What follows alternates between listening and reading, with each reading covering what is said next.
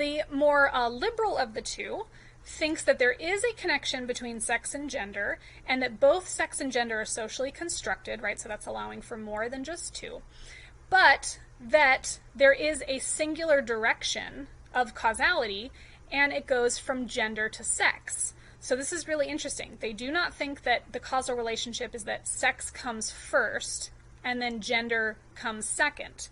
Social constructivists think that the existence of concepts of gender actually determines and makes us project onto the body things that we consider to be reflections of one biological sex, right? So this has to do with the idea that, because we are socialized to have certain concepts of femininity, right, as being particularly soft or weak or fragile, then we will actually impose those characteristics onto the bodies of other females, right? So we will hold, young infant girls differently than we will hold young infant boys.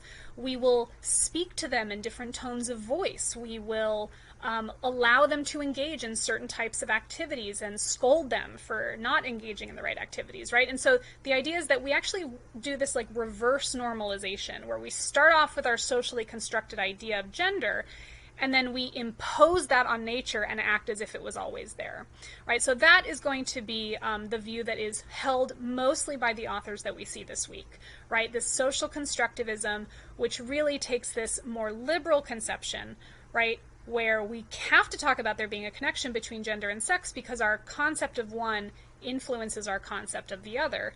But we just need to be aware that because these views are socially constructed and societies change, so too those concepts can change. Okay, and so this leads us to our last set of approaches, the critical approaches. And so this includes things like standpoint theory, which we're going to see when we get to our section on epistemology, postmodernism, or as I mentioned, it's sometimes known as post-structuralism, and queer performative theory.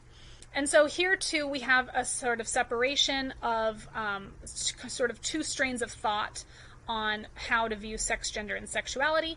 But one of the things that all of these have in common is that they take the most liberal approaches to all of them, right? And they especially take the most liberal approach to the relationship between sex, gender, and sexuality in that they don't think there's a connection at all, right? And so according to this first row here, the separationists, right, they're going to say that these things are not causally connected, they just happen to be housed in the same body, right, in the same person. And so because of that, we can talk about them, relating to one another, but there really isn't a causal relationship. Whereas this mutual dependence approach is going to say that there is no coherence, they're completely unfixed, and instead depend on mutual social construction, meaning that they're all sort of developing independently at the same time. And so because of that, in our minds, we conflate them and we confuse them as being connected, but really they're not. Okay, so both the separation and mutual dependence versions of critical approach theories think that sex is socially constructed, right?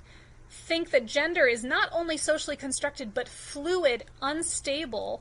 And in the case of the separation account, it's not just socially constructed, but performed, meaning that your gender is something you can actually turn on and off, maybe not consciously, but it's like the way you would perform your femininity at home versus the way you would in the world, or the way you're comfortable being a man at home in private versus being a man out in the world, right? So this is a really interesting view of gender identity as a type of performance, right? So, but at least, the notion is that they're socially constructed, if not, right, constantly changing in this way. Sexuality here is again going to be unfixed, diverse, and then in the case of separationists, they're going to say fluid, right? Meaning that our sexuality can change. This often has to do with the fact that they think our gender identity is performative, right? So because you're performing in a certain way, you might also, right, perform your sexuality or engage in different sexual preferences, right, depending on the situation. And so this would allow for what is being discussed now as pansexualism, right, which is the idea that you could be potentially attracted to anyone, right, regardless of their sex or gender identity or their sexuality, right? Your sexual attraction and orientation is to the person, right, not to the label or something like this. Or again, in the mutual dependence case, a just basic idea that it is socially constructed, unfixed, and diverse, right? So it means that we can account for all of the different types of sexual orientations here, right? Fluid means that one is changing, perhaps one doesn't even have a sexual orientation.